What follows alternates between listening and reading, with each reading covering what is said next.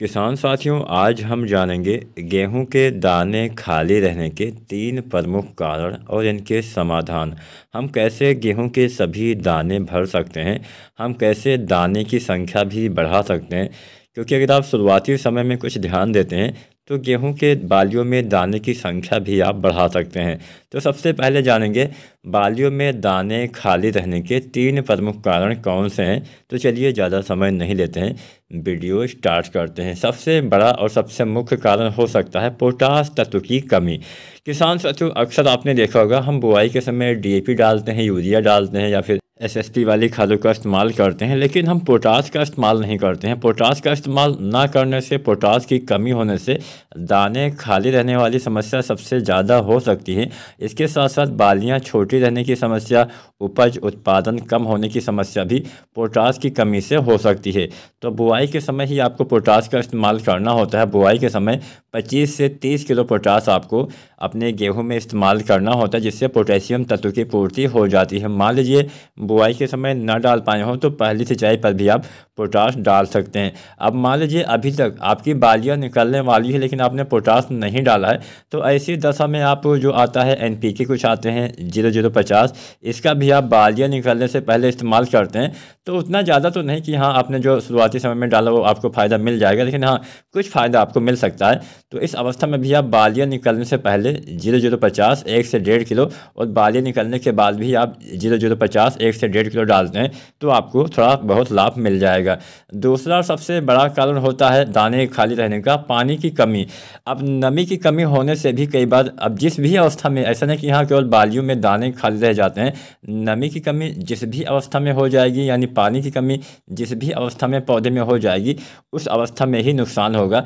तो गेहूं की फसल ऐसी होती है जिसके खेत में पानी भरा ना रहे तो बेहतर रहता है, लेकिन हाँ उचित मात्रा में नमी होनी चाहिए। अब उचित मात्रा में नमी रहने के लिए आप हल्की हल्की सिंचाई भी कर सकते हैं। हल्की सिंचाई करने से क्या होता है, जैसे मान लीजिए आपने बहुत पानी भर दिया तो 2-4 दिन तक पानी खड़ा रहा तो नुकसान ये होता है, पहला तो फसलों पे इसका विपरीत असर पड़ता है। पौधे में भोजन प्रक्रिया सही से नहीं बन पाती है, कई बार पीलापन भी फसल में आ जाता है। दूसरा नुकसान ये हो सकता है कि हवा चली आपकी फसल गिर सकती है, क्योंकि मिट्टी में ज़्यादा पानी होने से ये समस्या आ जाती है। तो यहाँ पे पानी की कमी से भी दाने खाली रह जाते हैं।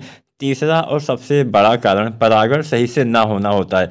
अगर आपके गेहूं में परागण प्रक्रिया सही से नहीं होती है तो भी दाने खाली रहने वाली समस्या आ जाती है। अब परागण प्रक्रिया सही से ना होने के बहुत सारे कारण होते हैं, कुछ कारण मैं आपको बता देता हूँ। जैसे जब गेहूं में फ्लावरिंग आती है, जब फूल आते हैं, उस समय अगर आप कुछ भी चीज़ का स्प्रे विधि से छिड़काव करते हैं तो नुकसान होता है, परागण प्रक्रिया बाधित होती है। तो कोशिश करिए जब गेहूँ में फूल आ रहे हों उस समय कोई भी चीज़ आप स्प्रे विधि से न डालिए, नहीं तो आपको नुकसान हो सकता है, परागण प्रक्रिया बाधित हो जाती है। तो दाने स्वाभाविक रूप से सबसे ज़्यादा खाली आपके रह सकते हैं। अब कई बार असमय बरसात हो जाती है, असमय बहुत तेज़ हवा चल जाती है, तो इससे भी नुकसान होता है। तो बरसात और हवा को तो हम रोक सकते नहीं हैं, लेकिन जो हमारे हाथ में है वो तो हमें करना ही चाहिए। कई बार नमी की कमी इन अवस्था में होने से भी परागण बाधित हो जाता है। अब कई बार बोरोन की कमी से भी परागण सही से नहीं हो पाता है, तो बोरोन का इस्तेमाल बालियाँ निकलने से पहले आपको करना होता है। अब बालियाँ निकलने से पहले 2-3 खादें आपको डाल देना, जिससे अच्छा लाभ मिलता है। पहली चीज़ तो आपको डालना होता है बालियाँ निकलने से पहले गबोड अवस्था में एनपीके 05234 1 से 1.5 किलो।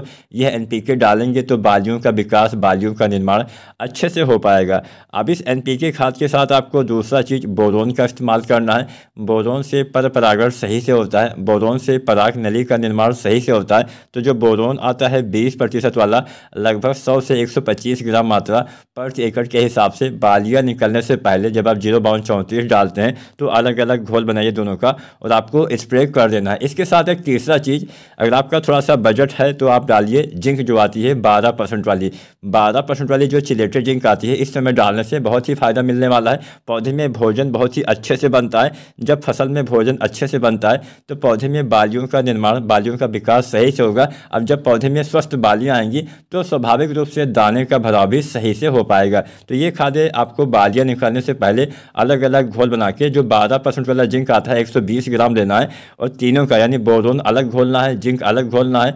अब यहाँ पे आप जिंक सल्फेट का इस्तेमाल नहीं कर सकते हैं, क्योंकि आप एनपीके डालेंगे तो आपको केवल 12% वाला जो EDTA जिंक आता है चिलेटेड वाला, इसकी 120 ग्राम मात्रा, साथ में बोरोन, साथ में एनपीके 0.34, 1 से 1.5 किलो, तीनों का अलग अलग घोल बनाइए और बालियाँ निकलने से पहले इस्तेमाल कर देंगे तो अच्छे से लाभ मिलता है। अब इसके बाद जब बालियाँ निकल आती हैं तो आपको, जैसा कि मैंने बोला, फ्लावरिंग की अवस्था में कुछ भी गलती नहीं करनी है। कोई भी चीज़ स्प्रे विधि से डालते हैं तो नुकसान होता है।